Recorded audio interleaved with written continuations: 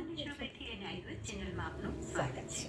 Friends, આ ચેનલમાં આપણે હેલ્થ સંબંધી નાની મોટી વાતો કરીએ તેનો સરળ ઉપચાર મેળવીએ છીએ, જે કોઈ સાઈડ ઇફેક્ટ વગર સ્વાસ્થ્ય આપે છે. આપણે જે ખોરાક લઈએ છીએ તે જો પચે નહીં તો ગેસ, અજીર્ણ થાય, લાંબા ગાળે કોલેસ્ટ્રોલ આપે. અપચ ખોરાકને એક્સરસાઇઝથી બંધ કરવું જોઈએ. શરીરમાં આમ બને છે ત્યારે ક્યારેક તો કે ભૂખ નથી લાગી છતાં આપણે જમી લઈએ છીએ, અને ક્યારેક ભાવતું ભોજન હોય તો વધુ જમી લઈએ છીએ. આ બધો વધારાનો ખોરાક શરીરમાં સડે છે અને રોગને નોતરે છે, અગ્નિમાંદ્ય થાય છે.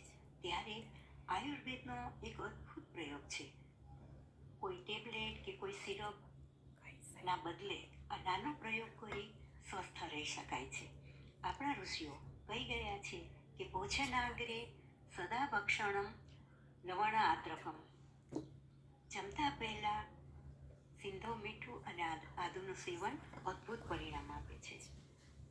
કોલેસ્ટ્રોલ વધતું નથી, આર્ટરી બ્લોક થતી નથી, અને સાથે સાથે આ પ્રયોગ જીવા કંઠ વિશોધનમ,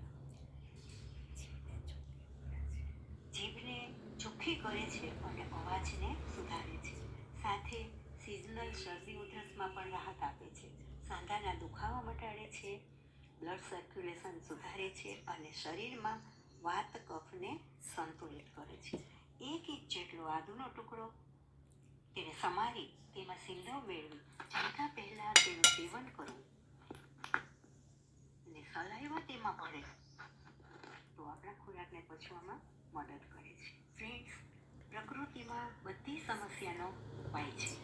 આપણે ફક્ત તેનો યોગ્ય સમયે અને યોગ્ય રીતે ઉપયોગ કરવાનો છે.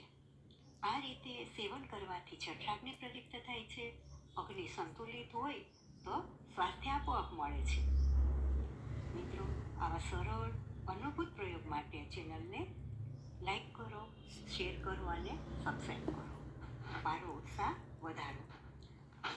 એક ધ્યાન રાખવું, આપણે ઓછી માત્રામાં આદુનું સેવન કરવું અને સગર્ભા બહેનોએ ડૉક્ટરની સલાહ લેવી.